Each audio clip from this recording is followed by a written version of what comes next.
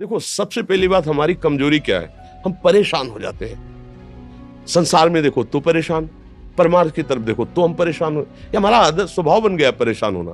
थोड़ा सा धैर्यवान बनो, गंभीर बनो। कोई इस भारी से भारी विपत्ति में परेशानी स्वीकार करके विपत्ति से थोड़ी निकला जाता। सुलझो, ठीक है, ये विपत्ति आई, समस्या आई, इसका समाधान होगा। ऐसा थोड़ी कि हमें नष्ट कर देगी। अगर अभी हमारी बड़ी हानि हो जाती है, हम कल इससे बड़ा लाभ प्राप्त कर सकते हैं। हमको एकदम बिल्कुल गंभीर रहना है, इतने कमजोर नहीं बन जाना। अब वो गए तो क्या होगा, अब वो वस्तु गई तो क्या, पद गया तो क्या होगा। प्रयास किया था, ये पद मिला था, इससे बड़ा पद प्राप्त करूंगा, मैं इससे बड़ा महान बनूंगा। ठीक है, एक बार गिर गया, गलती हो गई, दंड भोगूंगा, फिर इससे ज्यादा संयम में रहूंगा। बिल्कुल, मतलब एकदम फ्रेश दिमाग रखना चाहिए। और अपने लोग क्या है, जरा सी बात में एकदम पछड़ा कर लेते हैं, एकदम कमजोर हो जाते हैं। ये बिल्कुल ठीक नहीं है। हम जीवन भर की यात्रा की बात कह रहे हैं, भारी से भारी कष्ट में भी मुस्कुराना, तो हमें बल मिला है, हमें भगवान की कृपा का दर्शन हुआ है, हमें उनका दुलार दिखाई दिया है। अगर ऐसे तो भाग जाते, फिर परमार्थ में थोड़ी चलना होता है। आज जो आप सुन करके लाभ लेने की चेष्टा कर रहे हो ना, ये केवल प्रवचन नहीं है, ये जीवन है। अगर ये जिए ना होते ना, तो ये इसका प्रभाव नहीं पड़ता, फिर वाणी का प्रभाव नहीं पड़ता। हम इसीलिए कहते हैं, जैसे आप लोग एकदम परेशान हो जाते हैं, तो बोलो क्या हमसे ज्यादा परेशानी होगी? दोनों किडनी खराब, दवाई लाने के लिए पैसे नहीं, पानी रखा है हम उठ के पी नहीं सकते, भीषण शरीर में कष्ट, भीषण बुखार, क्योंकि किडनी फेल, जरा में बुखार, खाने को क्या, रोटी मांग के लाओ। अगर वहां सब्जी मिलती है तो लाल मिर्च ऐसी पड़ के मिलती थी कि पा नहीं सकते थे। आप सोचो, पानी लाना है तो मुझे लाना है, पीना है तो मुझे पीना है। अगर मैं हारता तो कहां पहुंच जाता, क्या स्थिति होती? नहीं, मरना है, पर कदम पीछे। कोई दिन ऐसा नहीं जिस दिन सेवा ना की हो, जिस दिन सेवा ना गए हो। गुरु जी की सेवा में जाना है, पहले अपने को स्वस्थ साबित करना है, नहीं वो सेवा नहीं लेंगे।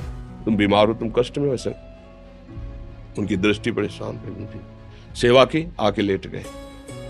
फिर हिम्मत की, अपनी श्री जी की सेवा की, मधुकरी नहीं गए, 3-3, 4-4 दिन भोजन नहीं गए, पर सेवा नहीं छोड़ा, दिनचर्या नहीं छोड़ी। और उसका प्रधान कारण संयम, ब्रह्मचर्य, भगवत आश्रय, नाम जप, कभी हारने नहीं दिया। अभी भी थोड़ी देर बाद डायलिसिस शुरू हुआ, हारने, आपको हारे हुए नजर आ रहे हैं। शरीर में पीड़ा है, किडनी फेल है, ऐसा थोड़ा हम स्वस्थ बैठे हैं, पीड़ा है, बार बार प्यास लगती है, थोड़ा थोड़ा पानी मिलता है, हर, लेकिन हम आनंदित हैं, हम प्रसन्न हैं। हम लड़ाई में हारे नहीं हैं, ना हारेंगे, हम जीत चुके हैं। हम अपने मालिक के भरोसे में अपना सब बात, तो वो, ये हम अपनी बड़ाई नहीं बता रहे, हम आपको बता रहे समस्या। सोचो, तुम्हारे पास तो माँ है, भाई है, बहन है, परिवार है, कोई ना कोई तो है ना। मेरा किसी ने कभी जीवन में ध्यान भी नहीं दिया। क्यों? बचपन से बाबा जी बन गए, किसी से प्यार नहीं, किसी से संबंध नहीं, कोई जानकारी नहीं, हम कहाँ हैं, वो कहाँ है, किसी से कोई मतलब नहीं। अच्छा, जवान साधु कौन श्रद्धा करे? कभी गांव जाने की हिम्मत नहीं पड़ती कि रोटी मांग ले, पता नहीं लोग क्या सोचेंगे, क्या भावना कर ले। हम दरवाजे पे खड़े हैं, क्या कैसी भाव, जो हमारे सामने आकाश वृत्ति से आया यौवन अवस्था में, वही पाया, अन्यथा भूखे रह गए। जब हम हर समय अपने को विवेक के द्वारा सावधान रखे, तो हम कभी निराश नहीं हुए, कभी उदास नहीं हुए, कभी ऐसा नहीं लगा कि यार हम दुखी, कभी नहीं लगा। उसी का फल है कि उस सुख का संकेत मिल गया जहां दुख की निशानी भी नहीं है। वही उसी के बच्चे हो, हम सब उसी धातु से बने हुए हैं।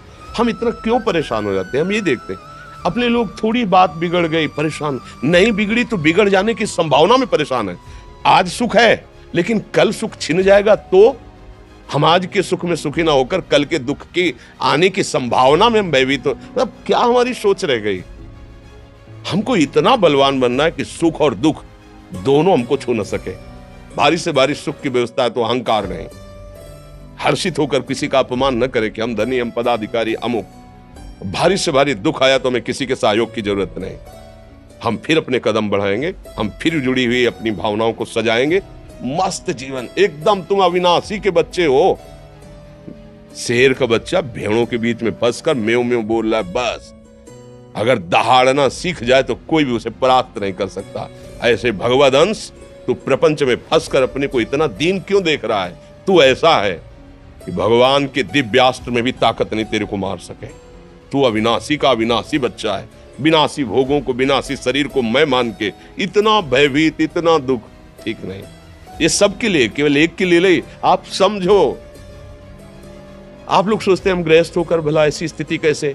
जनक जी सुखदेव जी के गुरु हैं और राजा हैं, महल है, रानियां हैं, नौकर है, चाकर। क्या सुखदेव जी जिनके शरीर में लंगोटी भी नहीं है, दिगंबर, परमहंस, परमहंस के गुरु हैं जनक जी जो राजा हैं। समझो आप ऐसा ना सोचे कि हम नौकरी कर रहे हैं, हम संसार में, हम गृहस्थ हैं, हम आध्यात्मिक की ऊंचाई पर नहीं चढ़ सकते। नहीं, आप एक सरकारी नौकरी या आप किसानी या व्यापार करते हुए आप एक अध्यात्म की ऊंचाई में चढ़ सकते हैं। और अध्यात्म ही है जो तुम्हें इस माया के दुख सुख से ऊपर उठा सकता है। दूसरा, चाहे जितनी संपत्ति आ जाए, आप सुखी नहीं हो सकते। सब देख लो, आंख खोल के देख लो, अध्यात्म ही है जो तुम्हें हर कष्ट सहकर मुस्कुराकर जीने का रास्ता बता देगा कि आप आनंदित हो जाओगे। कुछ नहीं बिगड़ा, अध्यात्म है तो कुछ नहीं बिगड़ा, अध्यात्म नहीं है तो कुछ नहीं बना, कुछ हाथ नहीं लगने वाला।